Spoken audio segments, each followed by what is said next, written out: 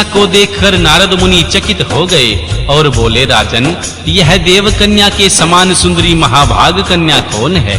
उनकी यह बात सुनकर राजा ने हाथ जोड़कर कहा, महर्षि, यह मेरी पुत्री है, इसका नाम श्रीमती है। अब इसके विवाह का समय आ गया है। यह अपने लिए सुंदर वर चुनने के निमित्त स्वयंवर में जाने वाली है। इसमें सब प्रकार के शुभ लक्षण लक्षित होते हैं।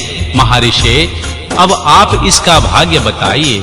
राजा के इस प्रकार पूछने पर काम से विहल हुए मुनि श्रेष्ठ नारद उस कन्या को प्राप्त करने की इच्छा मन में लिए राजा को संबोधित करते हुए इस प्रकार बोले, भूपाल, आपकी यह पुत्री समस्त शुभ अशुभ लक्षणों से संपन्न है, परम सौभाग्यवती है। आपके महान भाग्य के कारण यह धन्य है और साक्षात लक्ष्मी की भांति समस्त गुणों की आगार है।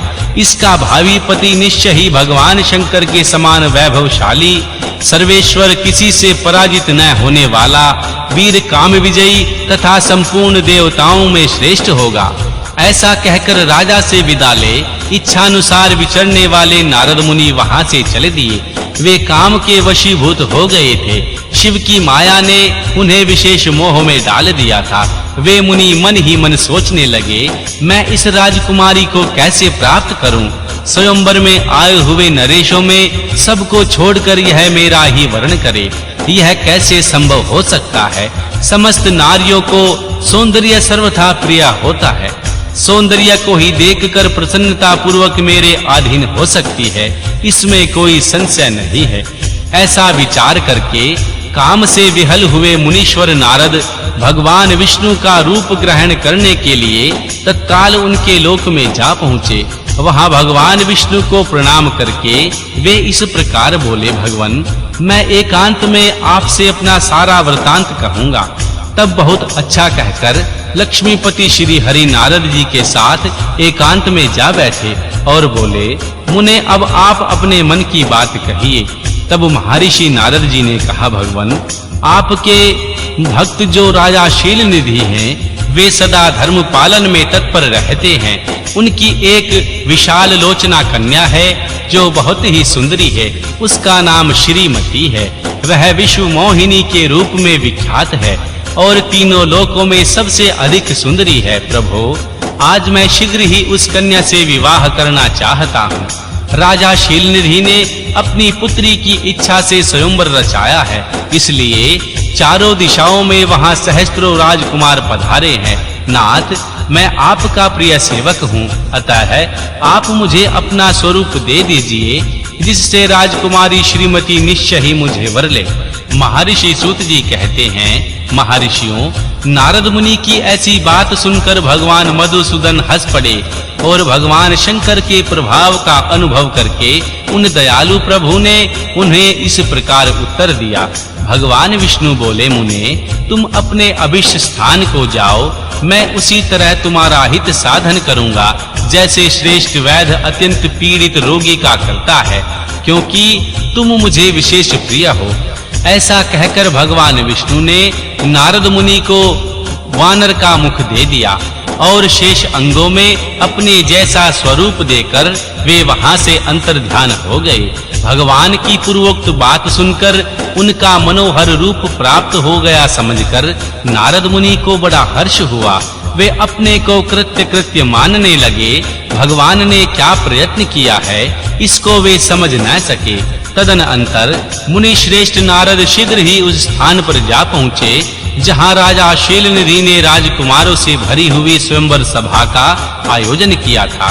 राजपुत्रों से घिरी हुई वह दिव्य स्वयंवर सभा दूसरी इंद्र सभा के समान अत्यंत शोभा पा रही थी। नारद जी उस सभा में जा बैठे और वहां बैठकर प्रसन्न मन से बार-बार यही सोचने लगे, मैं भगवान विष्णु के समान रूप धारण किए हुए हूँ, अतः वह राजकुमारी अवश्य मेरा ही वर्ण करेगी, दूसरे का नहीं। मुनि श्रेष्ठ नारद को यह ज्ञात नहीं था कि मेरा मुंह कितना कुरूप है। उस सभा में बैठे हुए सब मनुष्यों ने मुनि को उसके पूर्व रूप में ही देखा था। राजकुमार आदि कोई भी उसके रूप परिवर्तन के रहस्य को ना जान सके। वहां नारद की रक्षा के लिए भगवान रुद्र के दो पार्षद आए थे, जो ब्राह्मण का रूप धारण करके गूढ़ भाव से वहां बैठे थे। वे ही नारद जी के रूप परिवर्तन के उत्तम भेद को जानते थे। मुनि को कामावेश से मूढ़ हुआ जान वे दोनों पार्षद उनके निकट गए और आपस में बातचीत करते हुए उनकी हंसी उड़ाने लगे। परंतु मुनि तो काम से विहल हो रहे थे, अतः उन्होंने उनकी यथार्थ बात भी अनसुनी कर दी। वे मोहित हो श्रीमती को प्राप्त करने की इच्छा से उनके आगमन की प्रतीक्षा करने लगी। इसी बीच में वह सुंदरी कन्या स्त्रियों से घिरी हुई और अंत में पुर से वहां आ गई। उन्होंने अपने हाथ में सोने की एक सुंदर माला ले रखी थी। वह शुभाशुभ लक्षणा राजकुमारी स्वयंवर के मध्य भाग में लक्ष्मी के समान खड़ी हुई अपूर्व शोभा पा रही थी। उत्तम व्रत का पालन करने वाली वह भूप कन्या माला हाथ में लेकर अपने मन के अनुरूप वर का अन्वेषण करती हुई भरी सभा में भ्रमण करने लगी। नारद मुनि का भगवान विष्णु के समान शरीर और वानर जैसा मुंह देखकर वह कुपित हो गई और उनकी ओर से दृष्टि हटाकर प्रसन्न मन से दूसरी ओर चली गई। स्वयंवर सभा में मनोवांछित वर को न देखकर वह भयभीत हो गई। राजकुमारी उस सभा के भीतर चुपचाप खड़ी रह गई। उसने किसी के गले में जयमाला नहीं डाली। इतने में ही राजा के समान वेशभूषा धारण किए भगवान विष्णु वहां आ पहुंचे। किन्हीं दूसरे लोगों ने उनको वहां नहीं देखा, केवल उस कन्या की ही दृष्टि उन पर पड़ी। भगवान को देखते ही उन परम सुंदरी राजकुमारी का मुख प्रसन्नता से खिल उठा। उन्होंने तत्काल ही उनके कंठ में वह माला पहना दी। राजा का रूप धारण करने वाले भगवान विष्णु उस राजकुमारी को साथ लेकर तुरंत अदृश्य हो गए और अपने धाम में जा पहुंचे। इधर सब राजकुमार श्रीमती की ओर से निराश हो गए। नारद मुनि तो काम वेदना से आतुर हो रहे थे, इसीलिए वे अत्यंत विहल हो उठे। तब वे दोनों विप्र रूपधारी ज्ञान विशारद रुद्रगण काम विहल नारद जी से उसी क्षण बोले। रुद्रगणों ने कहा, हे नारद, हे मुने, तुम व्यर्थ ही काम से मोहित हो रहे हो और सौंदर्य के बल से राजकुमारी को पाना चाहते हो। अपना वानर के समान घृणित मुंह तो देख लो। महर्षि सूत जी बोले, महर्षियों, उन रुद्रगणों का यह वचन सुनकर नारद जी को बड़ा विस्मय हुआ। वे शिव की माया से मोहित थे। उन्होंने दर्पण में अपना मुंह देखा। वानर के समान अपना मुंह देख के तुरंत ही क्रोध से जल उठे और माया से मोहित होने के कारण उन दोनों शिव गणों को वहां शाप देते हुए बोले, अरे तुम दोनों ने मुझ ब्राह्मण का उपहास किया है, अतः तुम ब्राह्मण के वीर्य से उत्पन्न राक्षस हो जाओ। ब्राह्मण की संतान होने पर भी तुम्हारे आकार राक्षस के समान ही होंगे।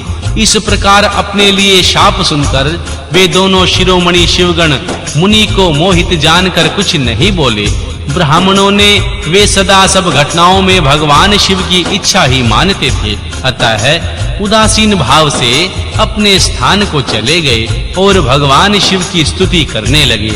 ओम नमः शिवाय।